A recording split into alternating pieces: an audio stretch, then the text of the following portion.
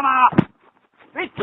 Sä leitit perkele Jeesusta, iso. Aina saatana kauhea tappelu ja taistelu noiden koneiden kanssa, saatana! Kyllä, mut älä leiki kovista, sä oot ihan hupiukko loppuja. Ei mikään me... Vittu! Haista vittu! Ei vittu! Vittu!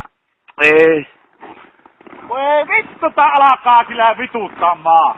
No perkele, että sinä näe saatana runkkari, mikä... On tämä saatana! Joo. Vittu, tulisi jo itse tietomme, en kyllä enää saatana kyllä. Täällä vielä yöllä runkkaat.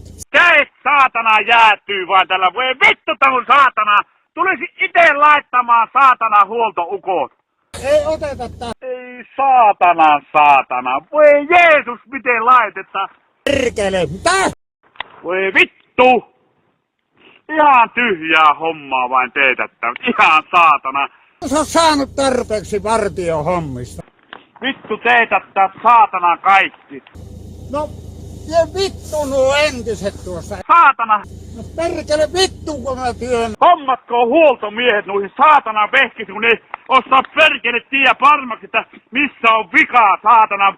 Vaiha kaapeli, vaiha boksi, saatana itekään eivät tiedä. Mutta kuule Kyrpä, minäkin oon tehnyt vartiomies hommaa. Vittu viinaa pitää juua, ei saatana tämä, on tämä kyllä työmaa, saatana. Minä en ole hupiukko. Oi jumalauta, saatana, pinnaa kohta tulle. Joo. Aina Kiliposella on ollut tämmöstä taistelua, ei vittu. Ilmako ne on haukkunut? Silloinkin sen kanssa ihan samanlaista työmaassa, kun se ei saatana kyllä onnista täällä. Tekeks mieli ampua sinne, saatana? Keksinneet saatana. Kato, ei sovi tuohon lähtemään, kun se ei ota sinne.